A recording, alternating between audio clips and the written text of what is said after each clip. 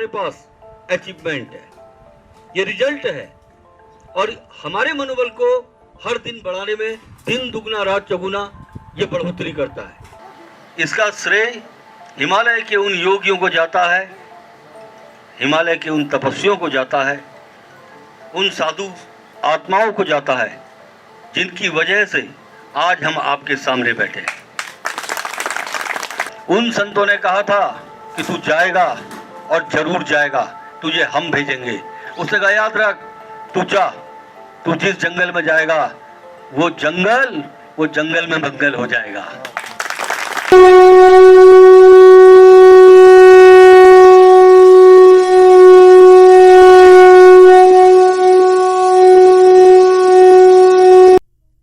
नमस्कार साथियों, गौमूत्र क्रांति संस्थान के YouTube चैनल पर आपका स्वागत है। साथियों, कहते हैं सच्चे संतों की जुबान से निकला शब्द कभी खाली नहीं जाता। लंबे समय तक संतों के सानिध्य में रहे मशहूर वैद्य प्रदीप भंडारी के लिए संतों द्वारा की गई एक भविष्यवाणी बिल्कुल सच साबित हुई। आपको बता दें, वैद्य प्रदीप भंडारी कई वर्षों तक हिमालय के संतों के सानिध्य में रहे हैं। संतों के सानिध्य में रहकर उन्होंने जड़ी बूटी और गौमूत्र पर जो शोध किया है, उसी का परिणाम है कि आज गौमूत्र क्रांति से हजारों लोगों को लाइलाज रोगों से निजात मिल रही है। वैद्य प्रदीप भंडारी आज जो भी कर रहे हैं उसकी भविष्यवाणी संतों ने पहले ही कर दी थी। एक कार्यक्रम के दौरान वैद्य प्रदीप भंडारी ने बताया कि कैसे संतों ने उन्हें कई साल पहले ही भविष्य बता दिया था। आइए सुनते हैं वैद्य प्रदीप भंडारी से। ये जो प्रशस्ति पत्र मिलता है या ऐसे जितने भी कार्यक्रम होते हैं कि जिसमें गौमूत्र क्रांति शब्द या संचालक शब्द का इस्तेमाल होता है, इसका एक सीधा सा मतलब होता है, आप लोग जैसे आज ग्वाल सेवा संगठन के लोग आए, हमें प्रशस्ति पत्र दिया, तो इस प्रशस्ति पत्र का एक आशय है बड़ा स्पष्ट सा कि ये प्रशस्ति पत्र कहीं न कहीं ये हमारे मनोबल को, हमारे आत्मबल को बढ़ाता है और हम लोग अपने इस बढ़े हुए आत्मबल से और दुगनी ताकत से आप लोगों के सामने आते हैं। और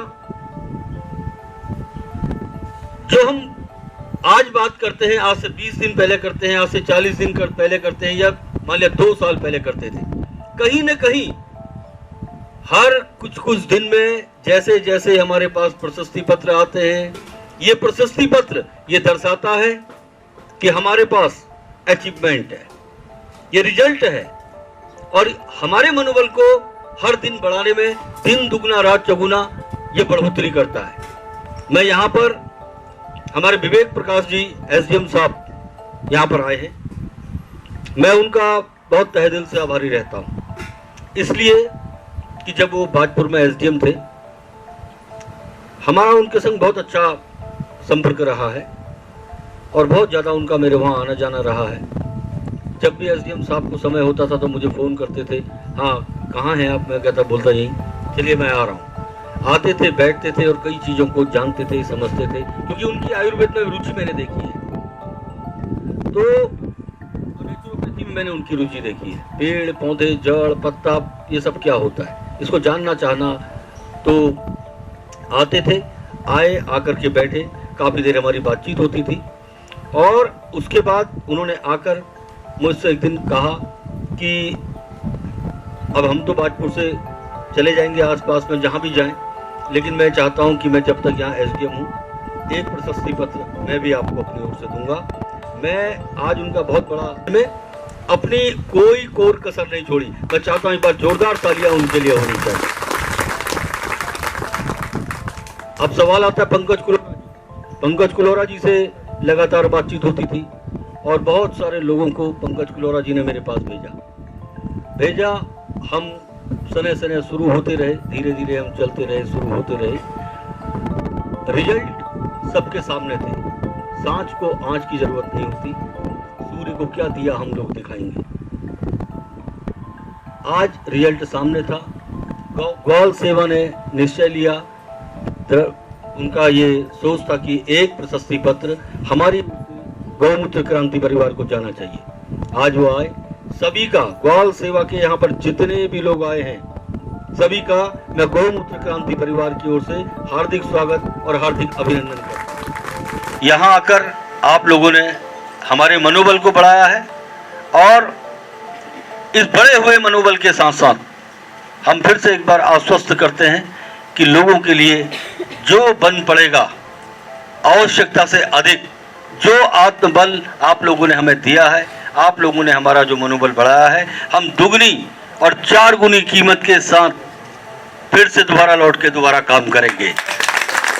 हम लोग यहाँ जो भी कुछ कर रहे हैं, ये मैं स्पष्ट रूप से कह देने वाला व्यक्ति हूँ और मुझे ऐसा कहने में कोई संकोच नहीं होता है।